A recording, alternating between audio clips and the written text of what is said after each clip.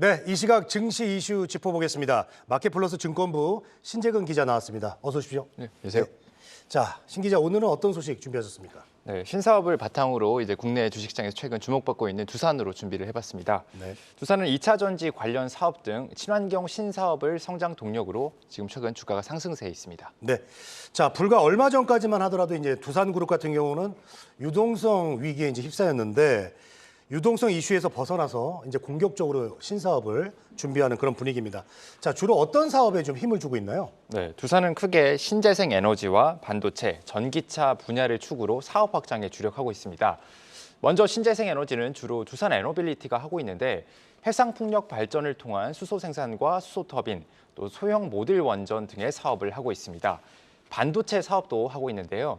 지난해 인수한 두산 테스나를 통해서 첨단 패키징 등 반도체 후공정에 뛰어든 상황입니다. 전기차 소재인 PFC 사업도 하고 있습니다. PFC는 연성 인쇄 회로기판의 일종으로 전기차 배터리 최소 단위인 셀을 연결해주는 역할을 합니다. 네. 뭐 반도체, 전기차 이런 사업들 앞으로 이제 미래 사업들을 이끌어갈 그런 사업들인데요. 이들 사업이 이제 수주가 잘 되면서 지주사인 두산의 어떤 실적 개선으로도 계속해서 이어지고 있는 거죠? 네, 그렇습니다. 두산 에너빌리티는 이미 지난 1분기에 올해 연간 수주 목표의 절반을 달성했습니다. 수주 규모만 4조 3천억 원에 달하는데요. 하반기에는 4분기 중 소형 모듈 원전 수주 기대감이 커지고 있습니다.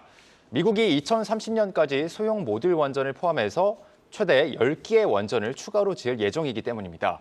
반도체 사업은 하반기 모바일에 더해서 차량용 반도체 수요 증가가 예상된다는 분석이 나옵니다. 증권업계는 삼성 갤럭시 새 스마트폰이 출시되고 자율주행 기능이 탑재된 차량이 앞으로 계속 늘어나게 되면서 두산 테스나가 관련 수혜를 볼 것으로 예상하고 있습니다. 이에 지주사 두산은 올해 연결 부문 영업이익이 1년 전보다 30% 늘어날 것으로 보입니다. 당기 순이익은 흑자로 돌아설 것으로 전망됩니다. 네. 자, 단기 순위 흑자로 전망을 하고 있는데 이제는 좀 주가 이야기를 좀 해보겠습니다. 어제 장중에 이제 상한가까지 올라갔고요. 오늘도 52주 신고가를 기록 중입니다. 자, 앞으로 주가 전망은 어떻습니까? 주가는 지금 앞으로의 두산의 실적 개선 흐름을 반영을 하고 있는데요. 증권업계 취재를 종합을 해보면 주가는 추가 상승 여력이 충분하다는 분석이 나옵니다. 차세대 에너지와 반도체 등을 중심으로 신사업이 성장을 하고 있고 기계 업황도 호황을 달리고 있기 때문입니다.